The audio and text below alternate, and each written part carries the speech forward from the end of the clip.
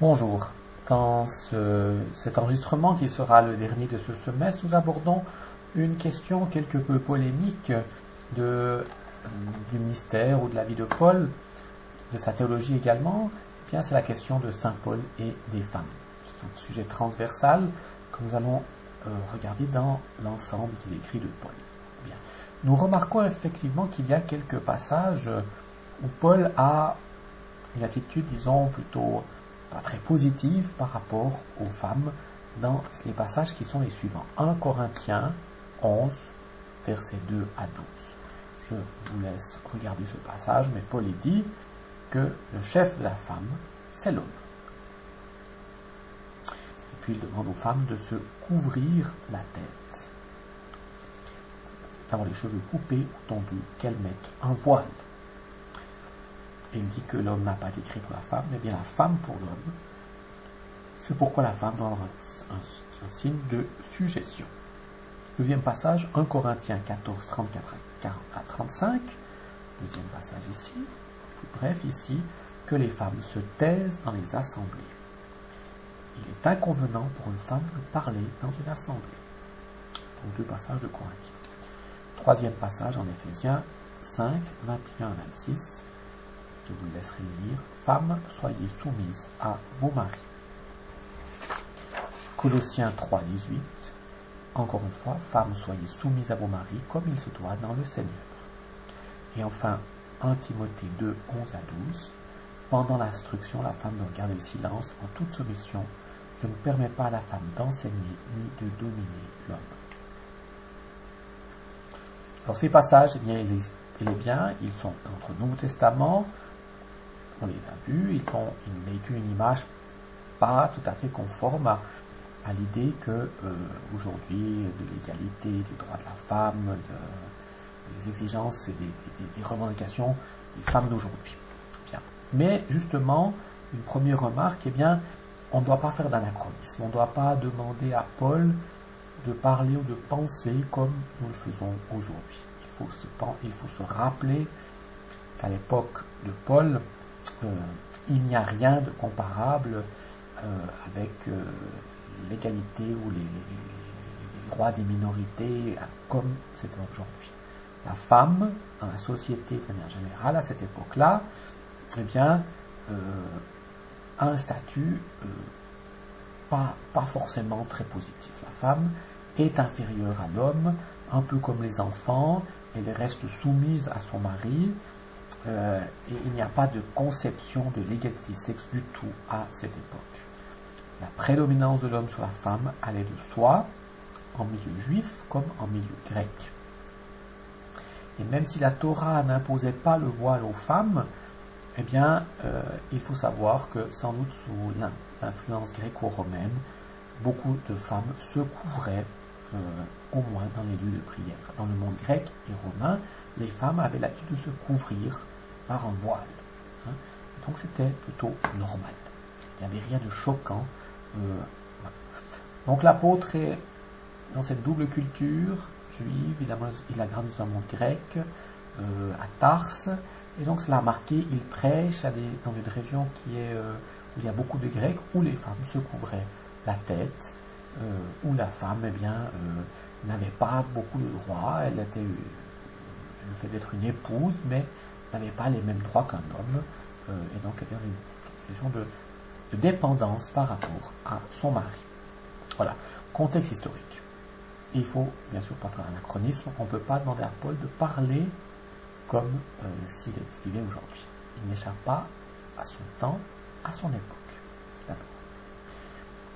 Mais bien sûr, cela ne suffit pas à tout justifier. Vous pouvez penser que Paul aurait pas une vision un peu plus visionnaire.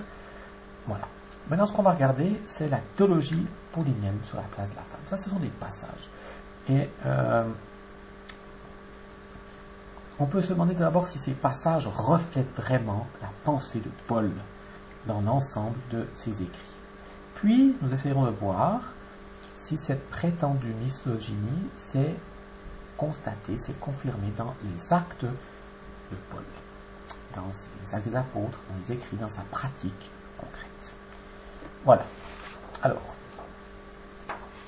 si on regarde la théologie de Paul, rappelez-vous, nous avons vu ce passage de l'Épître aux Galates, Galates 3, 28, où il dit « Il n'y a plus juif, il n'y a plus grec, il n'y a plus l'homme, il n'y a plus la femme, car vous ne faites qu'un en Jésus-Christ. » Cette phrase-là vient condamner avec éloquence tous les mots en isme, nationalisme, antiféminisme, racisme, antisémitisme. Ces mots qui, depuis l'origine des temps, masquent la violence humaine, voire la justifient.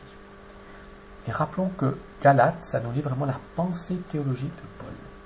Il explique sa pensée profonde, sa prédication telle qu'il l'a donnée sans doute vers 49-50 au début de sa mission. Sa pensée pure, sa pensée profonde, le baptême vient opérer, on l'a vu dans la dernière fois, le baptême vient opérer un changement profond dans la personne, nous rend égaux, frères et sœurs, en Jésus-Christ. Pas de misogynie dans ce passage-là. Et ce message-là de Paul est nouveau. N'oublions pas que nous vivons dans une société dans laquelle la femme était subordonnée à l'homme. La femme ne participait pas à la vie religieuse. Dans une synagogue, eh bien, les femmes restaient à l'arrière. Aujourd'hui encore, dans le judaïsme, la femme ne compte pas dans le nombre de participants. Le minyan, c'est un nombre d'hommes, 10 hommes minimum, pour que le culte synagogal puisse avoir lieu. Voilà. Et cette grande intuition de Paul, qu'il donne dans Galates, eh bien, il l'a vraiment mise en pratique dans les communautés qu'il a créées. Regardez le passage de 1 Corinthiens 14, 34-35, un passage polémique. Il dit que les femmes se taisent dans les assemblées car il ne n'est pas permis de prendre la parole, qu'elles se tiennent dans la soumission. Mais ça atteste qu'elles étaient présentes aux assemblées. Elles ne peuvent pas prendre la parole, dit Paul, mais elles étaient présentes. Dans le christianisme, dans la communauté chrétienne, eh bien, hommes et femmes étaient présents ensemble. Pas de séparation dans les Eucharisties. Les premières scènes, les premières Eucharisties regroupaient des personnes d'horizons très divers à la même table. Hommes, femmes, juifs, esclaves, païens. Tous étaient à la même table. Paul a baptisé des femmes qui étaient aussi ainsi intégrées pleinement de la communauté chrétienne. Rappelez-vous de Lydie à Philippe. Il l'a baptisée alors que la circoncision, un signe dans le judaïsme qui n'est que pour les hommes, où seulement l'homme vraiment participe à la vie religieuse. Et puis Paul a également permis aux femmes de prier publiquement et de prophétiser au cours d'une assemblée. C'est tout dans ce texte polémique, mais il le permet. 1 Corinthiens 11, 4 à 5. Où il dit eh bien, peuvent prophétiser, prier dans un lieu de prière. Voilà. On peut donc dire que la théologie de Paul est moderne pour son temps, qu'elle va loin. Et dans cette question des femmes, on pourrait même dire, si on avait l'occasion de parler d'esclavage, qu'il va même plus loin, puisqu'il a dit il n'y a plus esclaves, plus libres, même plus loin que pour l'esclavage. Une position qu'on peut qualifier d'assez moderne pour son époque, de libérale, d'ouverte. Regardons maintenant la pratique. Cette idée vient se confirmer dans la pratique. Car en effet, tant les épîtres de Paul que les actes des apôtres viennent confirmer la place importante prise par les femmes dans la diffusion de l'Évangile. Comme je l'ai déjà dit, à Philippe, Paul convertit Lydie et il va même s'installer chez elle. Une communauté domestique va naître alors dans cette maison. Elle va même devenir responsable de la communauté Lydia.